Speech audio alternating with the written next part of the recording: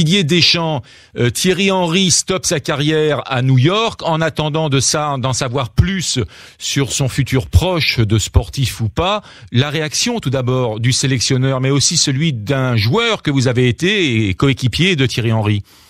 Écoutez, Thierry est un immense joueur qui a marqué l'histoire de l'équipe de France comme certains autres joueurs.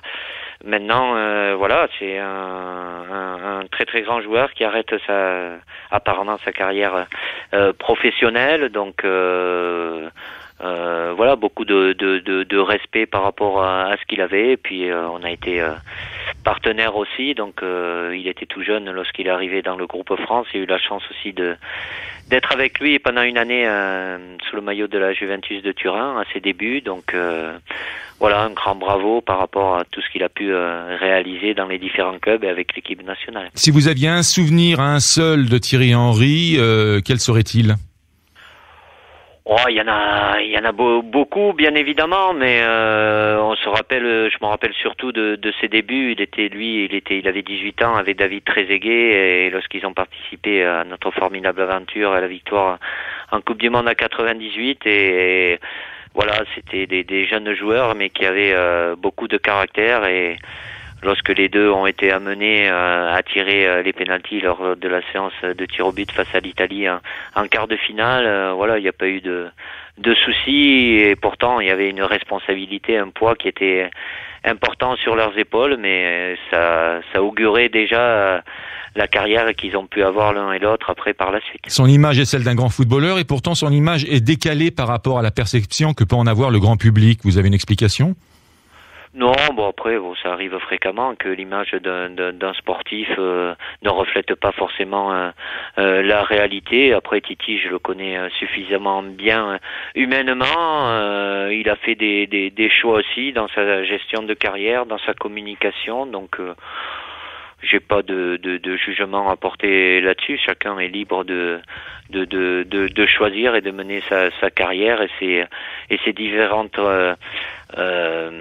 obligations médiatiques de la manière dont il l'a ressenti. Il y a une petite campagne de presse sympathique qui pousse malgré tout, mais sympathique aussi, c'est de voir Thierry Henry contre le Brésil jouer un bout de match. Qu'en dit le sélectionneur ? C'est pas une campagne de presse. Après, tout le monde peut avoir des idées. Il y en a qui vont considérer qu'elle est bonne, d'autres qui considèrent qu'elle est mauvaise. Moi, ce qui peut me gêner un petit peu, c'est que d'une idée, on ait le sentiment que ça devient une obligation. Thierry Henry mérite un hommage. Aujourd'hui, je vais pas vous dire comment il se passera.